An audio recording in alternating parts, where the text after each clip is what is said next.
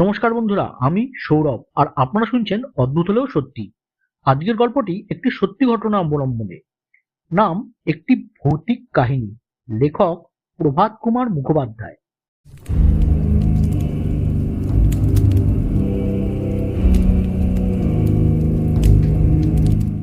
আমার নাম শ্রী উপেন্দ্রনাথ ঘোষ। নিবাস বীরভূম জেলার টগরা নামক গ্রাম। 1872 খ্রিস্টাব্দে আমি বিএ পাশ করিয়া চাকরির সন্ধানে প্রবৃত্ত হই।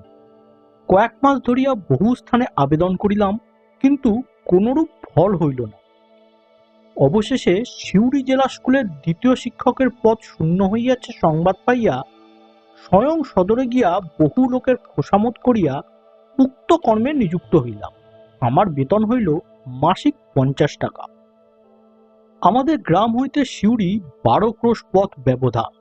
বরাবর একটি কাঁচা রাস্তা আছে। আমি গ্রামে ফিরিয়া গিয়া নিজের জিনিসপত্র লইয়া আসিয়া 2 দিন পরে নতুন কর্মে প্রবৃত্ত হইলাম।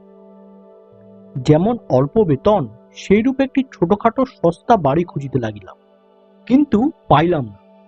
হেডমাস্টার মহাশয়ের বাসাতেই শয়ন ও আহারাদি করি, দিবসে বিদ্যালয়ে কর্ম করি এবং অবসর সময়ে বাসা খুঁজিয়া বেড়াই। অবশেষে শহরের প্রান্তে একটি বৃহৎ খালি পাকা বাড়ির সন্ধান পাইলাম। বাড়িটি বহুকাল পড়িয়া আছে, স্থানে স্থানে ভগ্ন, তথাপি বাসোপযোগী কয়েকখানি ঘর তাহাতে ছিল। মাসিক 5 শিকা মাত্র ভাড়া দিলেই বাড়িখানি পাওয়া যায়। কিন্তু গুজব এই যে বাড়িটিতে ভূত আছে। এখন আমি সদ্য কলেজের ছোকরা, ইয়ং বেঙ্গল। ভূতের ভয়ে যদি পশ্চাৎপদ হই, তবে আমার বিদ্যা মর্যাদা একেবারে ধূলিসাৎ হইয়া যায়। সুতরাং বাড়ি লওয়াই স্থির করিলাম। কিন্তু অত দূরে একাকী থাকা নিরাপদ নয়, চোর ডাকাতের ভয়ও তো আছে। তাই একজন সঙ্গী অনুসন্ধান করিতে লাগিলাম। একজন জুটিয়াও গেলেন। তিনি আমাদের স্কুলের 4র্থ শিক্ষক। নাম রাসবিহারী মুখোপাধ্যায়। যদিও তিনি বিএ পাশ করেন নাই, তথাপি কলেজে অধ্যয়ন করিয়াছেন এবং নিজেকে ইয়ং বেঙ্গল শ্রেণীভুক্তই মনে করে। তাহার পূর্ব বাসায় কিছু অসুবিধা হইতেছিল, তাই তিনি আমার সহিত যোগদান করিয়া সেই বাড়িটি লইতে প্রস্তুত হইলেন। একজন পাচক ব্রাহ্মণ স্থির করা গেল, কিন্তু সে রাত্রিকালে বাড়িতে থাকিতে অস্বীকৃত হইল। বলিল, কাজকর্ম সারিয়া আমাদিগকে খাওয়াইয়া দাওয়াইয়া রাত্রি 9টার মধ্যেই সে আপন গৃহে ফিরিয়া যাইবে। কি করি, তাহাতেই সম্মত হইতে হইল। পরবর্তী রবিবার প্রাতে জিনিসপত্র লইয়া সেই বাড়িতে গিয়া বাসা করিলাম। বাড়িটি বহুকালের নির্মিত, চারিদিকের প্রাচীর স্থানে স্থানে ভগ্ন। গো মহিষাদি নিবারণ করিবার জন্য বাঁশের বেড়া বাঁধা আছে। বাড়িটির চারিদিকে বাগান, অনেকগুলি নারিকেল, আম, কাঁঠাল, জাম প্রভৃতি ফলের গাছ আছে। সেগুলি হরিয়াগণের নিকট জমা দেওয়া। বাড়িটি দ্বিতল। নিম্নতলে সম্মুখভাগে বেশ বড় বড় দুখানি ঘর আছে। সেই ঘর দুটি আমরা দখল করিলাম, কারণ আমাদের প্রয়োজন অল্প। বাড়ির পশ্চাতে একটি পুষ্করিণী, তাহার জল পানযোগ্য নয়, স্নানযোগ্যও নয়, তবে বাসন মাজা প্রভৃতি গৃহকর্ম তাহাতে হইতে পারিত। বাড়ির অল্প দূরে একটি উৎকৃষ্ট দিঘিকা ছিল, আমরা সেইখানে গিয়া স্নান করিতাম। একখানি ঘর আহারাদি করিবার জন্য নির্দিষ্ট করিলাম। অপরখানিতে 2টি চৌকি পাতিয়া আমরা দুইজনে শয়ন করিতে লাগিলাম। সমস্ত রাত্রি ঘরে প্রদীপ জ্বালা থাকিত। এইরূপে কিছুদিন যায়। ইতিমধ্যে 10 হারার 2 দিন ছুটি হইল, সেই সঙ্গে একটা রবিবারও পাওয়া গেল। আমি বাড়ি গেলাম। বাড়িতে 2 দিন মাত্র থাকিয়া তৃতীয় দিন পদব্রজে সিউড়ি যাত্রা করিলাম। আমাদের গ্রামের 1 ক্রোশ পরে হাতছালা বলিয়া একটি গ্রাম আছে। পূর্বে এখানে স্থানীয় জমিদারের অনেকগুলি হাতি বাঁধা থাকে। হাতিশালা হইতে হাতছালা নামটি উৎপন্ন হইয়াছে। সেই গ্রামের প্রান্তে সড়কের ধারে একটি মন্দির আছে। সেই মন্দিরে রামপ্রসন্ন নামক একজন ব্রাহ্মণ সর্বদা বাস করেন এবং আপনার তপে জপে নিযুক্ত থাকেন। তিনি একজন সিদ্ধ পুরুষ বলিয়া বিখ্যাত। চতুষ্পার্বর্তী গ্রামের লোকেরা তাহাকে যথেষ্ট শ্রদ্ধা ভক্তি করে। সেইখান দিয়া যাইতে যাইতে দেখিলাম মজুমদার মহাশয় গরম পায়ে দিয়া মন্দিরের বাহিরে দাঁড়াইয়া আছে। দেখিয়া রাস্তা হইতে নামিয়া গিয়া আমি তাহাকে প্রণাম করিলাম। আশীর্বাদ করিয়া তিনি আমাকে বলিলেন, বাবা, তুমি কোথা যাইতেছ? আমি উত্তর করিলাম, শিউরি স্কুলে আমার মাস্টারের চাকরি হইয়াছে, 10 হারার ছুটিতে বাড়ি আসিয়াছিলাম। কল্ল স্কুল খুলিবে, তাই ফিরিয়া যাইতেছি। মজুমদার মহাশয় একটু চিন্তা করিয়া বলিলেন, বাবা, আজ কি তোমার না গেলেই নয়? আজ বরং বাড়ি ফিরিয়া যাও, কল্ল যাইও। কল্ল স্কুল খুলিবে, আমার নতুন চাকরি, কামাই হওয়াটা বড় খারাপ কথা, সুতরাং আমাকে ওরূপ আজ্ঞা করিবেন না। মজুমদার মহাশয় বলিলেন, তা তুমি কোথায় বাসা লইয়াছ? শহরের দক্ষিণাংশে একটি পুরাতন খালি বাড়ি ছিল, সেইটি ভাড়া লইয়া আমিও আমাদের স্কুলের অন্য একজন মাস্টার রাসবিহারী মুখোপাধ্যায় একত্র বাসা করিয়াছি। কথাগুলি বলিয়া মজুমদার মহাশয়কে প্রণাম করিয়া আমি পথ চলিতে লাগিলাম। বেলা আন্দাজ 2টার সময় শিউরি পৌঁছিলাম। স্নানাহার করিতে 5টা বাজিয়া গেল। আহার করিয়া বারান্দায় বসিয়া তামাক খাইতেছি, এমন সময় দেখি আমাদেরই গ্রামের একজন কৈবর্ত বৃহৎ লাঠি ঘাড়ে করিয়া আসিয়া উপস্থিত হইল। তাহাকে দেখিয়া বিস্মিত হইয়া আমি জিজ্ঞাসা করিলাম, কিরে, তুই হঠাৎ কোথা থেকে এলি? সে বলিল, আজ্ঞে, মা ঠাকুরানী এই চিঠি দিয়েছেন এবং এই একটি কমজ আপনার হাতে পড়াবার জন্য পাঠিয়ে দিয়েছেন। কথাগুলি বলিয়া চিঠি ও কবজ দিল। চিঠি পড়িয়া দেখিলাম মাতা ঠাকুরানী লিখিতেছেন, তুমি বাড়ি হইতে যাত্রা করিবার পর রমাপ্রসন্ন মজুমদার মহাশয় আসিয়াছিলেন এবং কবজ দিয়া বলিলেন, মা, তোমার ছেলে প্রাতে শিউরি রওনা হইয়াছে, পথে তাহার সহিত দেখা হইল। তাহার জন্য আমি এই রাম কবচটি আনিয়াছি। তুমি যেমন করিয়া পারো আজই এই কবচটি তোমার ছেলেকে পাঠাইয়া দাও এবং বিশেষ করিয়া লেখো যেন আজই সে এই কবচটি ধারণ করে। এই কবচের গুণে এবং নামের বলে সে সকল বিপদ হইতে মুক্ত হইবে। সুতরাং আমি তিনু কৈবর্তকে দিয়া এই চিঠি ও কবচ পাঠাইলাম। প্রাপ্তি মাত্রে রাম নাম স্মরণ করিয়া তুমি কবচটি ভক্তিপূর্বক দক্ষিণ হস্তে ধারণ করিবে, যেন কোনো মতে অন্যথা না হয়। ইহা তোমার মাতৃ আজ্ঞা জানিবে। পত্র ও কবজ লইয়া আমি দিনুকে বলিলাম, তুই আজ এইখানেই থাকবি তো? তোর খাবার জোগাড় করি। সে বলিল, আজ্ঞে না, মা ঠাকুরানী বিশেষ করিয়া বলিয়া দিয়াছেন, আমি নিজে দাঁড়াইয়া থাকিয়া কবচটি পড়িয়া দিয়া এবং আজ রাত্রেই গিয়া তাহাকে সংবাদ দিব যে তাহার ছেলে কবচ পড়িয়াছে। সুতরাং তাহাকে থাকিবার জন্য আর অনুরোধ করিলাম না। তাহার হাতে 2 আনা পয়সা দিয়া বলিলাম, এই নে, বাজার হইতে কিছু মুড়ি মুড়কি কিনিয়া পথে খাইতে খাইতে যাস। তারপর তাহার সম্মুখে কবচটি আমি হস্তে ধারণ করিলাম। সে আমায় প্রণাম করিয়া বিদায় গ্রহণ করিল। সেদিন রাত্রে আহারাদির পর যথাসময় 2 জনে শয়ন করিলাম। উভয় চৌকির শিয়রে 2টি বড় বড় জানলা খোলা ছিল। আকাশে মেঘ, মাঝে মাঝে গুঁড়ি গুঁড়ি বৃষ্টি পড়িতেছে। আবার মাঝে মাঝে প্রবল বায়ু আসিয়া মেঘকে উড়াইয়া একাদশীর চন্দ্রকে দৃশ্যমান করিতেছে। আমরা 2 জনে কিয়ৎক্ষণ গল্পগুজব করিয়া নিস্তব্ধ হইলাম। পথশ্রমে কাতর ছিলাম, শীঘ্রই ঘুমাইয়া পড়িলাম। অনেক রাত্রে হঠাৎ ঘুম ভাঙিয়া দেখি বাতাসে প্রদীপটা নিভিয়া গিয়াছে। ক্ষীণ মেঘপুঞ্জের অন্তরাল হইতে জ্যোৎস্নালোক জানালা পথে প্রবেশ করিয়া বিপরীত দিকের দেওয়ালের একটা অংশ আলোকিত করিয়াছে। ঘুমে জড়িত চক্ষু অল্প খুলিয়া দেখিলাম যেন একটা কঙ্কালসার বৃদ্ধ আমার শয্যার উপরে হাঁটু গাড়িয়া থাবা পাতিয়া বসিয়া আছে এবং এক দৃষ্টে আমার প্রতি চাহিয়া রইয়াছে। তাহার মুখখানা যেন বহুদিন রোগে শীর্ণ, গালের চামড়া ঝুলিয়া পড়িয়াছে। দন্তহীন মাড়ির উপর তাহার ওষ্ঠদ্বয় চুপসিয়া বসিয়া গিয়াছে। মাথায় সাদা ছোট চুলগুলি যেন দাঁড়াইয়া রহিয়াছে।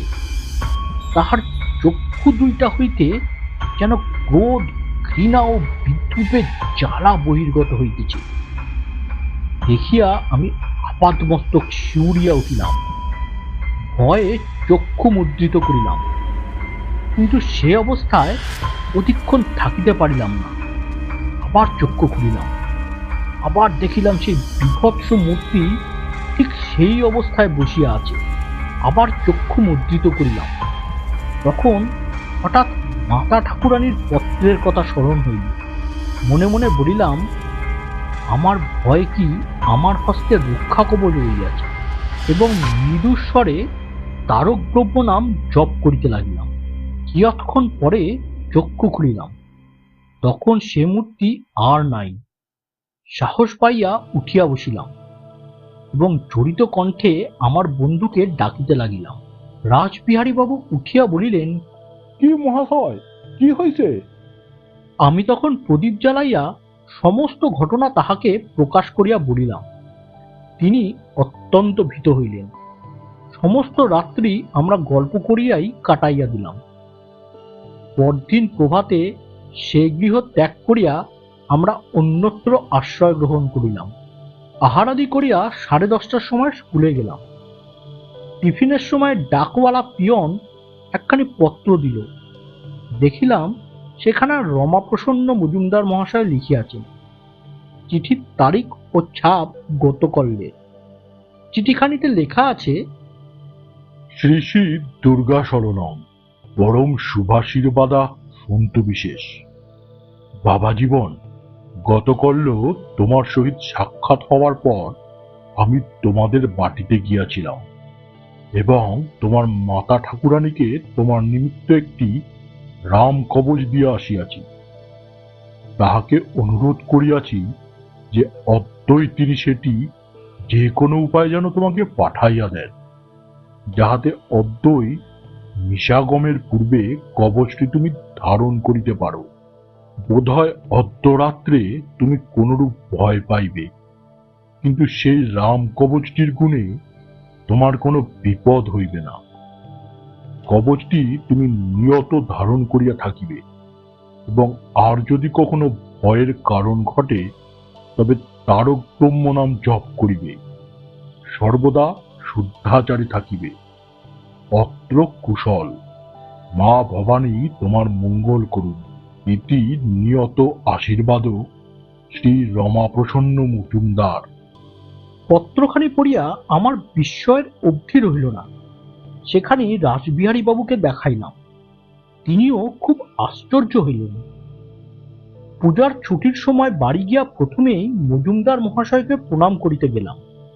যে বিপদ হইতে আমাকে তিনি উদ্ধার করিয়াছেন তাহার জন্য অনেক কৃতজ্ঞতা প্রকাশ করিয়া জিজ্ঞেস করিলাম, আচ্ছা, আমি যে সেই রাত্রে ভয় পাইব এ কথা আপনি কি করিয়া জানিতে পারিয়াছিলেন? একটু মৃদু হাস্য করিয়া মজুমদার মহাশয় বলিলেন, তুমি যখন সেদিন আসিয়া আমাকে প্রণাম করিলে, তখনই আমি দেখিলাম একটি প্রেতাত্মা তোমার পশ্চাতে বেড়াইতেছে। কোনো কারণে সে তোমার উপর ভয়ানক ক্রুদ্ধ হইয়াছে এবং তোমার প্রাণহানি করিবার মানুষেই তোমার সঙ্গ লইয়াছে। কেবল উপযুক্ত ক্ষণ পায় নাই বলিয়া শেষ পর্যন্ত কৃতকার্য হইতে পারে নাই। তুমি চলিয়া গেলে আমি গণনা করিয়া দেখিলাম যে সেই রাত্রেই ক্ষণ উপস্থিত হইবে। তাই তাড়াতাড়ি একটি রাম কবচ লিখিয়া তোমার মাতা ঠাকুরানীকে দিয়ে আসিয়াছিলাম। যাহা হোক, কবচটি তুমি কখনো পরিত্যাগ করিও না। আমি বলিলাম, মজুমদার মহাশয়, আমার সঙ্গে যে লোকটি সেই ঘরে শয়ন করিতেন তিনি কোনরূপ ভয় দেখিলেন না কেন? আমরা উভয়ই একত্র সেই বাড়িতে ছিলাম, তবে আমার উপরে ভূতের এত আক্রোশ কেন? মজুমদার মহাশয় জিজ্ঞেস করিলেন, সে লোকটির নাম কি? তাহার নাম রাসবিহারী মুখোপাধ্যায়। তিনি ব্রাহ্মণ, সেই কারণে ভূত সহসা তার কিছু করিতে পারে নাই। তুমি কায়স্থ, তোমার প্রাণহানি করা তাহার পক্ষে সহজ হইত। এই কথা শুনিয়া কিয়ৎক্ষণ আমি নীরবে চিন্তা করিতে লাগিলাম। পরে বলিলাম, আচ্ছা, সে ভূত কি এখনো আমার অনিষ্টের চেষ্টা করিতেছে? করিতেছে। আর একবার সে তোমায় দেখা দিবে। সে ক্ষণ কতদিনে উপস্থিত হইবে তাহা আমি এখন বলিতে পারি না, কিন্তু এই রাম কবজের বলে তোমার কোনো বিপদ হবে না। তাহার পর ৮৮ বৎসর কাটিয়া গেল। সে ভূতের কথা আমি প্রায় বিস্মৃত হইলাম, কিন্তু রাম কবচটি বরাবর সযত্নে ধারণ করিয়াছিলাম। আমি ক্রমে দ্বিতীয় শিক্ষক হইতে প্রধান শিক্ষকের পদে উন্নীত হইলাম। পরে আরো কয়েক বৎসর সুখ্যাতির সহিত কর্ম করিয়া প্রেসিডেন্সি বিভাগের ডেপুটি ইন্সপেক্টরি পদ প্রাপ্ত হইলাম। আমার বেতন ১৫০ টাকা হইল। মফস্বলের নানা স্থানে ভ্রমণ করিয়া আমাকে বিদ্যালয় পরিদর্শন করিতে হইত। একদিন মেদিনীপুর জেলার একটি গ্রাম্য স্কুল পরিদর্শন করিতে যাইতেছি। সন্ধ্যার পর আহারাদি করিয়া একখানি গরুর গাড়ি ভাড়া করিয়া সেই গ্রামাভিমুখে রওনা হইলাম। শরৎকালের পরিষ্কার রাত্রি, আকাশে চাঁদ ছিল। ডিস্ট্রিক্ট বোর্ডের পাকা রাস্তা দিয়া গাড়ি মন্থর গমনে চলিয়াছে।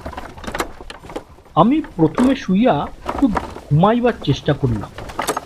দেখিলাম গাড়োয়ান তাহার বসিবার সেই সংকীর্ণ স্থানটুকুতে কোনো প্রকারে শুইয়া ঘুমাইয়া পড়িয়াছে। জ্যোৎস্না রাত্রি, পরিষ্কার পথ পাইয়াছে, গরু দুইটি অবাধে আপন মনে চলিয়াছে। রাস্তার দুই ধারে বৃক্ষের শ্রেণী, কোথাও দূরে দূরে, কোথাও বা ঘন শূন্যিবদ্ধ। ঘুরঘুর করিয়া বাতাস দিতেছে।